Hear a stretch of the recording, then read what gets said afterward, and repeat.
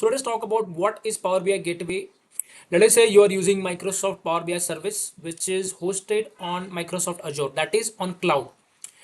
Now your Power BI service is on cloud, but let's say the data source is SQL Server, which is hosted on premise. So basically you will be pulling the data from on cloud to on premise. Okay. Now, if you're exposing your on-premise data to the cloud, then you need to make sure that it is secured.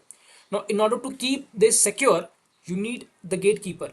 Exactly, that is the job of Power BI Gateway. It will make sure that the data will be passed on to this cloud, which is Microsoft Power BI service, in a secured way, in the encrypted manner. Even you can have the scheduled refresh. If you are pulling the data from the on cloud data source, then this gateway is not required. This gateway is only required when the data source is on premise and you are using Power BI service, that is cloud.